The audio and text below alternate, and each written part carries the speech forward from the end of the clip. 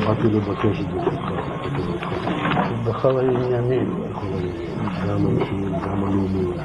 בזמן שישראל לאחרונה ניתצו כמה עניינים. פתחו כמה. מה שרואה עוד, וגם משהו שעדיין משאיר ליבו. אז הייתה משהו ממה הביאתו. ועושים.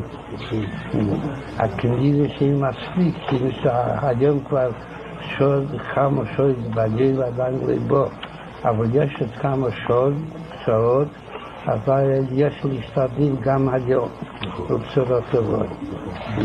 זה שמחה וטוב לראות. אבל כדי שחסידים מקפידים שכל עניינים את השמחה. अगस्त 2025 एक होस्ट ने Benjamin Netanyahu को एक पेंडेंट गिफ्ट किया जिस पर ग्रेटर इसराइल का मैप बना हुआ था। उस पेंडेंट में जॉर्डन, लेबनान और सीरिया की सरहदों को हाईलाइट किया गया था। यानी कि इस पेंडेंट के मैप पर इसराइल की सरहद को इस तरह दिखाया गया था कि ये तीनों मुल्क जॉर्डन, लेबनान, सीरिया इसराइल का हिस्सा बन चुके हैं। इसी के साथ जब उस होस्ट ने पेंडेंट देते वक्त नेतन्याहू से पूछा कि क्या वो इस तस्वुर से जुड़े हुए हैं, तो नेतन्याहू ने बिना किसी हिचकिचाहट के कहा, जी बिल्कुल, पूरी तरह से। द ग्रेटर इसराइल एक ऐसा प्रोजेक्ट है जो पेपर पर शायद उस वक्त लिखा गया था जब हम में से ज़्यादातर लोग पैदा भी नहीं हुए होंगे। इसको समझने के लिए हम चलते हैं साल 1982। एक आदमी जिसका नाम ओडेड यीनोन था, जो इसराइली फॉरेन मिनिस्ट्री से जुड़े एक सीनियर एडवाइज़र थे। इसने एक छोटी मैगज़ीन जिसका नाम KVNM था, जिसके नाम का मतलब है डायरेक्शंस, इस मैगज़ीन में एक आर्टिकल पब्लिश किया। जब इन्होंने ये पूरा आर्टिकल पब्लिश किया तो किसी ने भी इस पर कोई ध्यान नहीं दिया, जबकि ये मैगज़ीन वर्ल्ड ज़ियोनिस्ट ऑर्गेनाइजेशन के डिपार्टमेंट ऑफ इंफॉर्मेशन से बिलोंग करती थी, जिसका मतलब ये था कि उस टाइम ये कोई मामूली आर्टिकल पब्लिश नहीं किया गया था।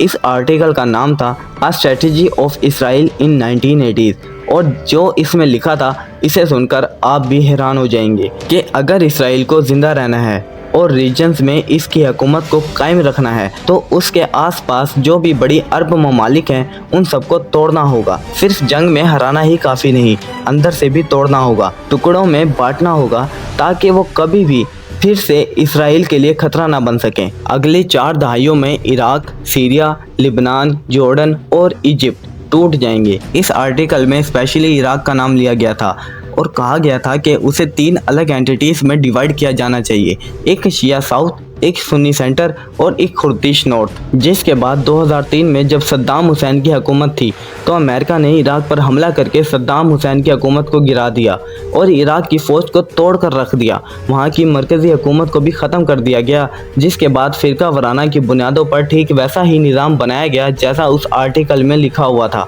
शिया साउथ, सुन्नी सेंटर और कुर्दिश नॉर्थ। 2011 में अरब स्प्रिंग के साथ सीरिया में खाना जंगी शुरू हुई थी, जिसकी वजह से आज सीरिया 5 हिस्सों में बटा हुआ है।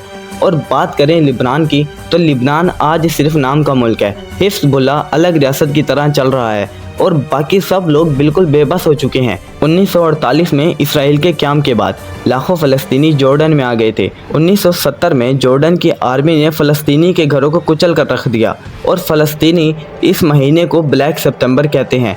1994 में जॉर्डन ने इसराइल से अमन का मुआहदा कर लिया और आज जॉर्डन की 70% से ज़्यादा आबादी फ़लस्तीनी लोगों पर मुश्तमिल है, लेकिन हुकूमत जॉर्डियंस के हाथ में है। और रही बात इजिप्ट की, इजिप्ट मुकम्मल तौर पर नहीं टूटा, लेकिन सियासी तौर पर देखा जाए तो इजिप्ट बिल्कुल अनस्टेबल हो चुका है। इलाक़ाई तौर पर देखा जाए तो सिनाई का बड़ा हिस्सा हुकूमत के हाथ से निकल चुका है, और अगर अंदरूनी तौर से भी देखा जाए तो इस्लामी गिरोह और फौजी हुकूमत के दरमियान जंग जारी है। इन सबसे साफ तौर पर जाहिर होता है कि यह कोई प्रेडिक्शन नहीं थी, यह एक प्लान था जो बिल्कुल साफ अल्फाज में लिखा गया और ओपनली पब्लिश किया गया था।